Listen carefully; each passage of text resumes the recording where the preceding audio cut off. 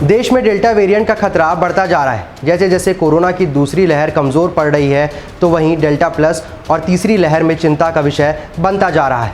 Delta plus variant के मामले सिर्फ केरल, महाराष्ट्र और मध्य प्रदेश में ही सीमित नहीं है। अब 8 से ज़्यादा राज्यों में वेरिएंट मिल चुका है। लेकिन इस खतरे के बावजूद लोग मास्क पहनने को लेकर लापरवाह नज़र आ रहे हैं।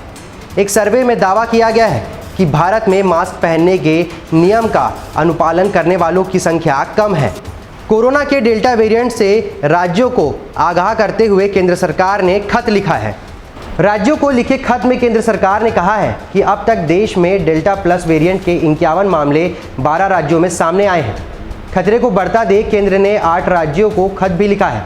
केंद्र ने इस खत में डेल्टा प्लस वेरिएंट वाले राज्यों को संक्रमण रोकने के लिए पर्याप्त कदम उठाने को कहा है। वहीं कोरोना के चिंताजनक वेरिएंट पर बात करते हुए बायोटेक्नोलॉजी डिपार्टमेंट के रेणु स्वरूप ने बताया है कि पहला कोरोना वेरिएंट यूके में पाया गया था और उसी से इसकी घोषणा की गई थी। अब इस तरह के 4 वेरिएंट जिन्हें WHO ने अल्फा, बीटा, गामा और डेल्टा नाम दिया है, डेल्टा वेरिएंट भारत में पाया गया है।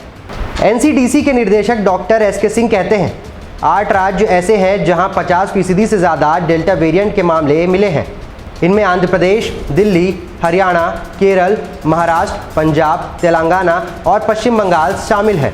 ऑनलाइन सोशल मीडिया मंच लोकल सर्किल में एक सर्वे के मुताबिक वैक्सीनेशन सेंटर में भी मास्क पहनने के नियम का बहुत कम लोगों ने पालन किया है। इसी सर्वे में ये भी बताया गया है कि दुनिया के किसी भी देश के मुताबिक भारत में महामारी की बेहद खतरनाक हालत पैदा हुई है।